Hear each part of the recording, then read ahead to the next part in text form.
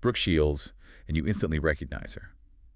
She's been, well, basically everywhere for decades. An absolute icon. Right. Synonymous with, beauty, but also always kind of trailed by controversy. Her career feels like it started before, well, before many of us were even around. It practically did. But behind that incredibly public image, there's this whole other story. Much more complex, definitely marked by intense pressure, controversy, and, well, struggle she kept hidden for a long, long time. And that's what's coming out now, right? There's this new documentary, Pretty Baby, named after that really infamous early film. Exactly. It's pulling back the curtain. Right. And we've got access to this really revealing interview where Brooke herself is talking about it all. Yeah. Decades of her life, secrets she held on to, what it all looks like to her now. Yeah, so today we're doing a deep dive into her life, her career, specifically through the lens of this really candid interview. The source material we have, it really captures her reflecting on, like, a lifetime in the public eye. 56 of her 57 years. Can you even imagine? It's astonishing. Yeah. And it covers everything, those earliest beginnings, the controversies that really defined her youth, the hidden challenges behind the scenes. And this journey she's on now to finally speak her truth, especially about trauma she kept secret for, well, decades. A huge part of the story. It is. It's a lot to unpack. So our mission here, for you listening, is to go beyond just the headlines, the images you already know. We want to kind of distill the key insights from this interview. And explore the context, right? The different times she lived through, the choices made by her, by people around her. Yeah, and see how she views her own, extraordinary, sometimes really difficult path. But from today's perspective, it's about getting to the core of her story, quickly, but understanding the deeper stuff too. Okay, let's dive in. Let's do it. Okay, so the beginning. And with Brooke, it's like almost literally the beginning of her life. She started working at 11 months old. 11 months. As the ivory soap baby. Just think about that. Your entire life, basically, minus that first year, spent in show business. It's not just a job at that point. It's like the fabric of your existence. It really is mind-boggling. And from then on, she was just constantly working baby model, child model. Catalogs, clothing ads, shampoo commercials, you name it. Yeah. The interview makes it clear she was incredibly in demand. Just this constant presence all through her childhood, her teens. And it even points out at 57 that demand hasn't really stopped. She's still getting offers. Which is remarkable in itself, isn't it? In an industry famous for, chewing people up and spitting them out, that consistency of being wanted. It really is. Absolutely. And completely central to making all that happen, driving that work from such an incredibly young age, was her mother and manager, Terry Shields. Terry Shields. The source uses this phrase, it's really loaded, infamous as her daughter was famous. Wow. That one line just speaks volumes, doesn't it? About the dynamic, about how people saw Terry's role in Brooke's career. It paints a picture straight away. And, by all accounts in the source material, Terry was sort of the classic pushy stage mom. Yeah, relentlessly ambitious for Brooke. Rarely said no to a job and opportunity, no matter how controversial it might look later on. Right. And her view on Brooke's career, especially when it started moving into more sensitive territory, was often framed in a way that, frankly, a lot of people found pretty unsettling. That famous quote. Exactly. Comparing Brooke to a work of art that the world should enjoy, it just sticks with you. It suggests she saw her daughter less as, a child needing protection and more like A commodity. Yeah. Or some kind of creation for the public to look at, to appreciate, even worship. It feels quite clinical, doesn't it? Almost detached from the reality of who Brooke was, this young girl. And the interviewer in the source material, they don't back away from this. They ask Carrie directly about that quote, basically saying, were you exploiting her sensuality from when she was a baby? Mm-hmm. And Tyree's response, as it's captured, it's defensive, but it also sort of reveals her thinking. She says something like, if that's all I was doing, probably yes, but that's not all I'm doing, this Brooke, or what Brooke is doing.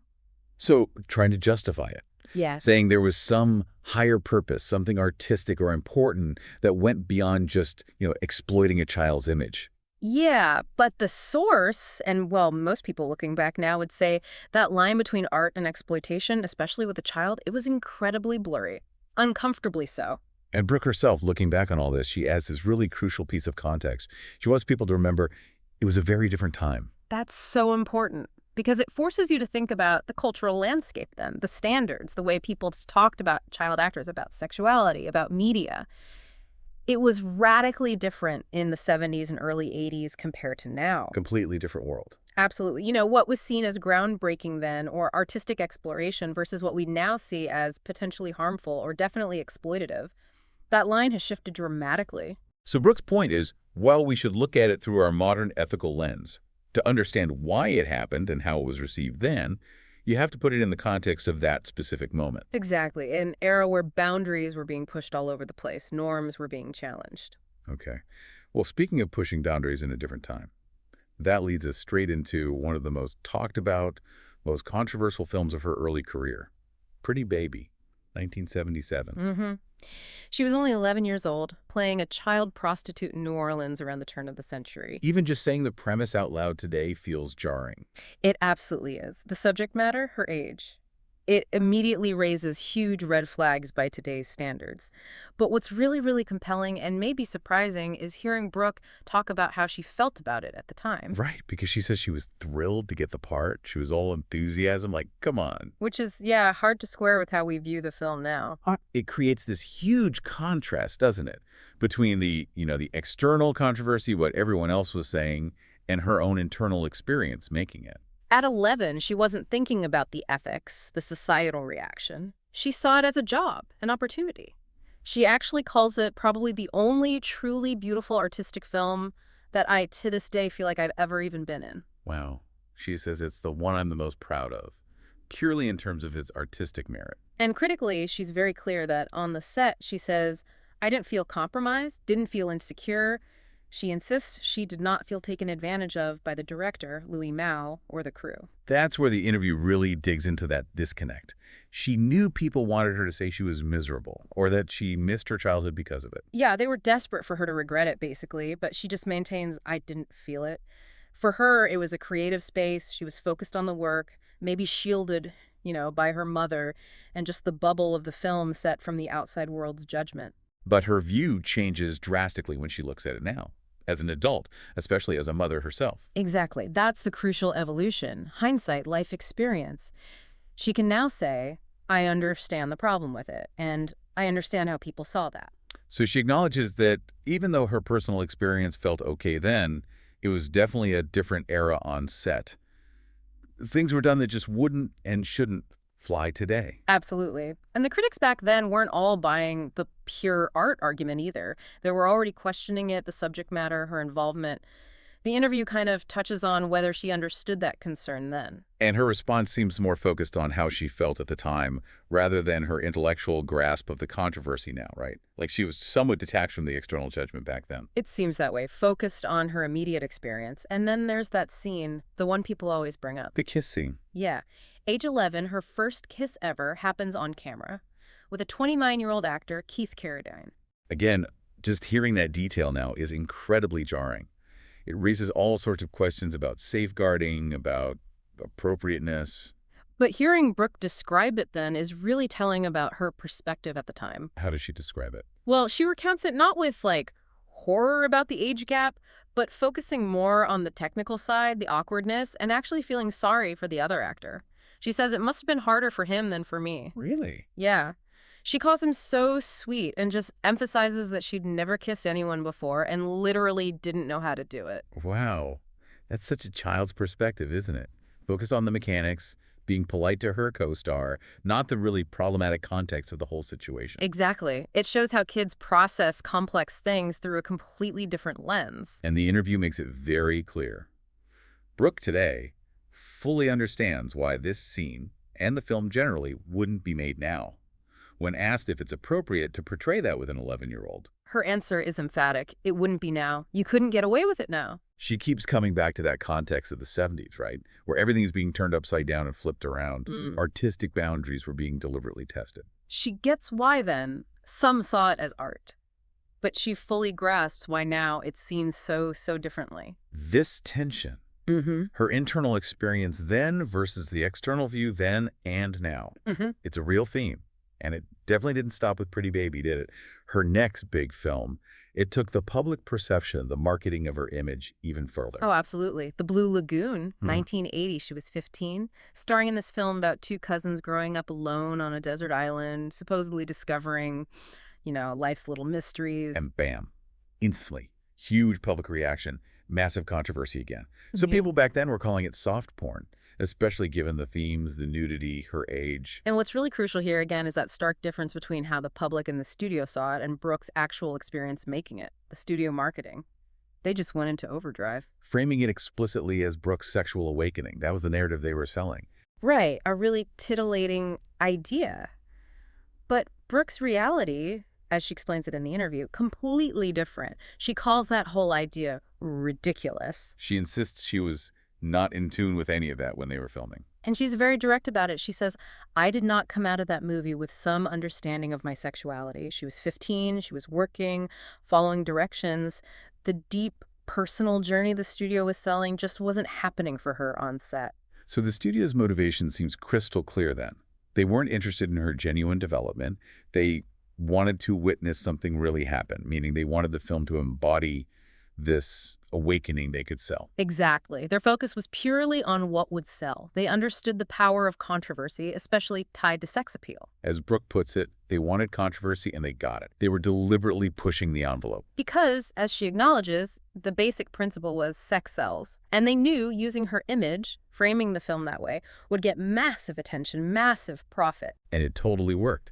Huge commercial success. Millions of people, teenagers, adults, watched it. The source even describes the situation as feeling bordering on creepy for a lot of viewers, given her age and how it was marketed. But the priority was clearly the buzz, the revenue, overriding any potential ethical concerns or discomfort. It just highlights how, even as a young teenager, her image, her name, had become these incredibly powerful tools for making money for other people. Her personal reality was almost beside the point compared to the story the studios could spin using her. And that commercial success, especially the Blue Lagoon, it leads directly into the next really major phase of her public life, the one that cemented this kind of objectified image fashion, specifically Calvin Klein. Ah, yes, the jeans. It was like a perfect storm of timing and marketing genius. She's 16, fresh off the massive success of Blue Lagoon, and she becomes the face of Calvin Klein jeans. And who could possibly forget that commercial? It's just burned into pop culture memory. That incredibly suggestive slogan, delivered by a 16-year-old. You want to know what comes between me and my Calvins? Nothing. So audacious. Yes. So provocative. And unbelievably effective. The impact was instant. Sales of the jeans reportedly shot up by 300%. This campaign, building right on the image from the films, it really locked in that sex kitten persona in the public mind. The interviewer asks her about that, right? Yeah. If it surprises her that people saw her that way, given those ads. Yeah, and her answer is quite insightful, actually. It shows this kind of pragmatic grasp of how public perception works. What did she say? She says, no, it doesn't surprise her, because people see me in all different lights. However a person wants to see another person, they can see them that way. It's like she recognized, even then, that her public image was this sort of blank slate that other people projected onto, influenced by the marketing, obviously. It feels like a kind of detachment, maybe born out of necessity, a way to separate the public persona from her private self. But she also brings it back down to earth, to the practical reason she was doing these jobs. Right, the money. While everyone else debated the ethics or the art. For Brooke and her mother, fundamentally, it was about earning a living. She stresses that these jobs were paying the bills. They could buy a house after Blue Lagoon, buy a car after the next movie. It was their livelihood. And behind that drive, pushing her forward, was still that dynamic with her mother, Terry. At home, Terry Shields kept pushing Brooke to work. And Brooke says she was happy to oblige. They were, as the source puts it, a formidable duo. Brooke working nonstop in the public eye, making serious money, and Terry managing it all, driving it. That intense relationship was the engine of her early career. But the source also reveals that this period, this incredible external success, the constant pressure, it had a really dark side behind closed doors, particularly for Terry. Yes. The interview explains that the success, the scrutiny, the pressure, it all became, quote, a curse for Terry. She was battling alcoholism. And it became so serious that the roles in their relationship started to flip. Brooke, still very young, had to become the carer for her own mother. The source stresses how so close they were. But this addiction just put this immense weight on Brooke. She's navigating this incredibly demanding public life, and now she has to look after her mother's well-being, too. And Brooke is remarkably frank about it in the interview. She describes her mother simply as, she was an alcoholic, a good one. That phrase, a good one, it suggests the severity, maybe how functional she was for a time before it got overwhelming. And then she reflects on what that experience teaches you, being the child of an alcoholic. She talks about learning at a very, very early age how to navigate a situation, how to read a room, skills you learn from constantly gauging someone's mood, their state. And maybe most tragically, learning how to keep the person they love alive. Just imagine carrying that weight as a child. It's unimaginable. It shows the depth of the dependency, the fear. Brooke says, from the time she could remember her mother, she was protecting my mama. She describes Thierry as her life force, her food source, her go-to, her everything. Brooke needed that bond. She says it was us against the world. That phrase, us against the world, it really hammers home how intense their connection was, maybe how isolated they felt, especially as the addiction got worse. Brooke was the breadwinner, the public face, and increasingly the primary caregiver for the person who was supposed to be caring for her. It adds this incredibly profound layer of responsibility, emotional complexity to her already tough early story. Truly does. And, as if navigating all that wasn't enough, the interview reveals an even deeper, more devastating secret she carried. For decades, an awful personal crisis. A shocking experience of sexual abuse that she's only now, finally, sharing publicly. Through the documentary, through this interview. This is such a critical and obviously deeply personal part of her story she's bringing forward. And the immediate question is, why didn't she speak about it when it happened? Her explanation, captured in the source, it's just brutal in its honesty about the time. She says, flat out, my career would have been over. Just like that. Yeah. She explains there just wasn't the support system or the belief structure for victims back then. No one was believing anybody at that era. There was, she says, no narrative that was going to protect me at all. It paints this picture of complete vulnerability, total isolation.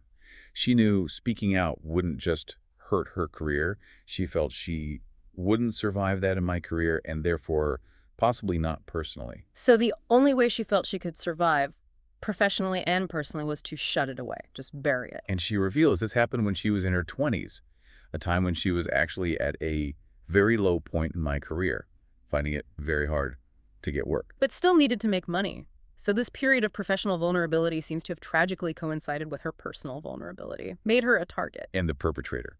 It wasn't a stranger, it was someone she knew. A high-profile movie executive, someone she trusted. He invited her to dinner, supposedly to discuss a film project, but his plans were, as she puts it, much more sinister. She states it directly. Became a victim of assault and decided right then, never going to talk about it again. And she held on to that awful secret for 3 decades, carrying that trauma while living constantly in the public eye. Carrying that kind of secret, that weight, in silence for so long, especially under constant scrutiny. It's almost impossible to fathom. She explains that only now, after years of really hard personal work, can she even bring herself to confront the horror of being raped that night. It really underscores that healing isn't quick. It's a long, arduous process. She credits years of therapy for getting her to this point. Where she could face it, but also consciously work to get her career back on track on my own terms. And she's very firm about this. Yeah, she insists her renewed success was because of my talent, not because of any incident that happened between me and somebody. She refused to let that event define her professionally. And she's made a very deliberate choice, maybe unexpected for some, in how she's sharing this now. She chose not to name the man who assaulted her. Yes, and the interview goes into why. She's incredibly clear. This is not about him, she says very firmly. This is my story. She feels he doesn't deserve the attention. Her focus isn't on exposing him. She's not interested in the pointing of the finger. What she is interested in highlighting is her own journey, her survival. She wants to show how far I've come, the work I've done to heal, to move forward. For her, as she says, he's not important anymore. His actions were this horrific thing she endured, but he doesn't get to dominate her narrative now. That's powerful. It is. And getting to that perspective, that ability to center her own healing over naming him, took, as she says, years. It speaks to a really profound level of recovery, of reclaiming her own power. She also acknowledges the great deal of guilt she felt for so long about not speaking out sooner, about maybe not helping others by doing so. But she reiterates she just wasn't ready back then. She couldn't have survived it publicly at that point. And there's this powerful, almost paradoxical thing she touches on. As horrific as the attack was, She says it actually made her even more determined to push forward in her career. It wasn't just something she survived. It seems like in some really complex way, it fueled this fierce drive in her, a refusal to be broken or defined by it. It shows incredible inner strength, a refusal to be defeated. She kept working relentlessly. Broadway, movies, TV reinforcing her reputation as this talented, hardworking, and dependable actor. Didn't let the trauma stop her momentum, even while carrying that silent weight for all those years. Which brings us to Brooke Shields today. Yeah. At 57, the source describes her walking around New York, and the feeling is that she oozes confidence and strength.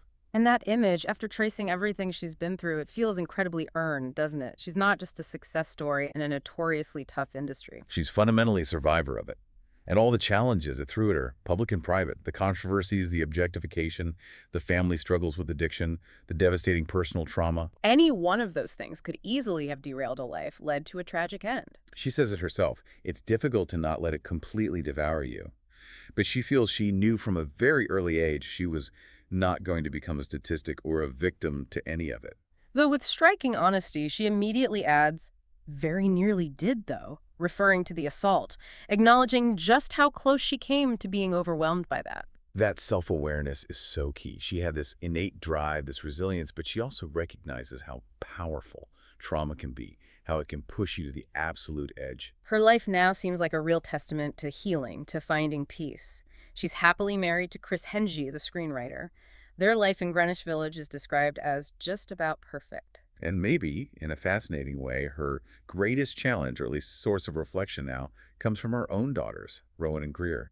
Teenagers now, understandably curious about their mom's extraordinary past. It's a really compelling angle, isn't it? Seeing her story reflected through the eyes of a new generation. The source says the daughters are clearly proud of their mom, but Also, somewhat confused, maybe even shocked by some of those early movie roles, especially looking at them today. right, when they've seen clips from Pretty Baby, their reaction is just, "That's weird." That's weird. Those two words say so much, don't they? About how much norms, sensitivities have shifted. What some framed as art or daring back then is just uncomfortable and weird to teenagers today. It shows that fundamental difference in perspective on how children should be portrayed, what constitutes exploitation. And her daughters apparently challenge her directly.